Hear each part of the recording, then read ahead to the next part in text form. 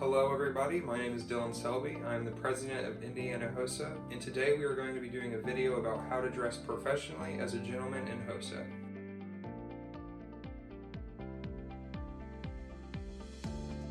Alright, so now we're going to be doing this video in order of the floor to up. So we're going to be seeing how to dress with your shoes, and then also how we're working ourselves up to the jacket and tie.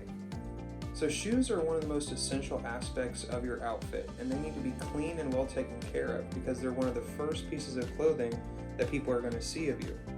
So you also want to make sure that you're giving a strong impression, and a great way to do that is to start off by taking great care of your shoes.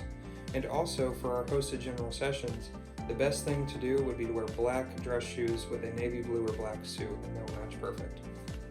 Alright, so now we're going to be talking about socks. So socks should always match your dress pants color.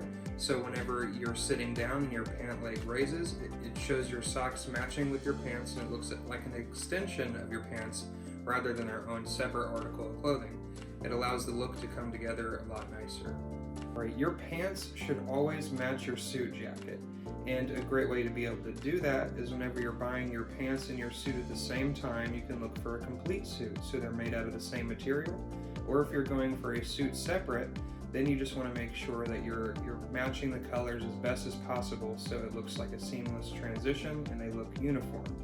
Also, you want to make sure whenever you're folding your pants that you fold them with this crease along the crease so they do not wrinkle or look disorderly. And if you need to iron your pants in order to make sure that they look clean and they look crisp with this line here, then you should invest in an ironing board and an iron and make sure that you're taking care of your clothes. Alright, just as your socks should match your pants and your jacket should match your pants, your belt should always match your shoes. So if you have a black belt, you want to make sure that you're wearing black dress shoes. If you have a brown belt, you want to make sure you're wearing brown dress shoes. So they're always going to complement. An important note, whenever you're matching your belt color, you should always match the band of your watch to your belt and your shoes so it looks uniform. Alright, so now we're going to be moving up to the top half of the body, and we're going to first be discussing a white button-up shirt that goes under your jacket. So some important things to consider whenever you're wearing your white button-up shirt. First is that you want to make sure that if you're wearing a button-up, that you're wearing an undershirt, because an undershirt is going to protect your clothes from sweat and any other things that are going to damage the material over time. And also, you want to make sure that your undershirt is the same color as your dress shirt, so you cannot see it through your dress shirt. And then you want to make sure all your buttons are buttoned, including the top one where your tie is going to go. Although it may seem uncomfortable, it's professional, and as you go on throughout the day with the top button being buttoned, you'll get used to the feeling. And also you want to make sure that your shirts are wrinkle free and cleanly pressed before every day that you're going to wear it, so it looks like you took time for your appearance and you're not going to send a bad message through showing that you haven't taken the time to iron your shirt and look like a professional. Okay, so now we're moving on to the tie, which is going to go on your shirt.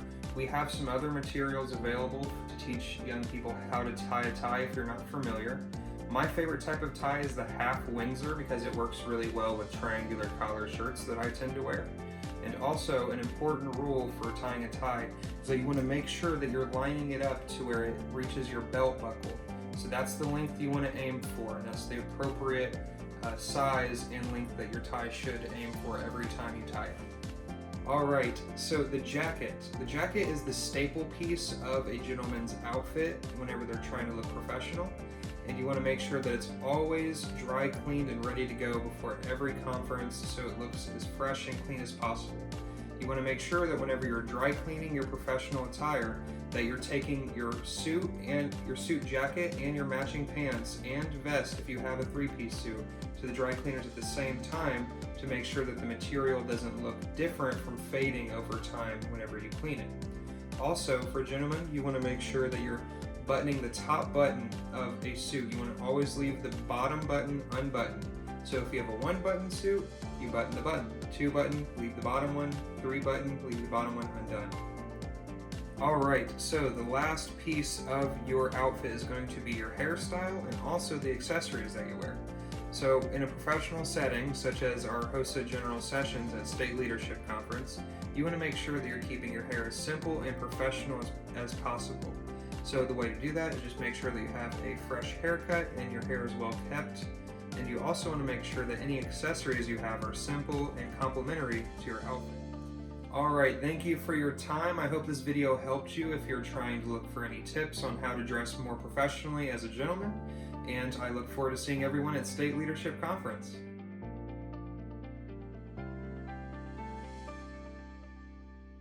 Be sure to mark your calendars for Indiana HOSA's State Leadership Conference on April 13th through 15th, 2020. This year's State Leadership Conference will be located at the West End Hotel in downtown Indianapolis. We have plenty of exciting events planned for our members this year, so get ready to experience our eventful general sessions, educational symposiums and exhibitors, challenging competitive events, and many more. Last year we had a record-breaking year with over 1,300 enthusiastic members, advisors, and guests at our State Leadership Conference. This year we hope we can make history once more with a bigger, louder, and greater conference. Your state officer team can't wait to see you there.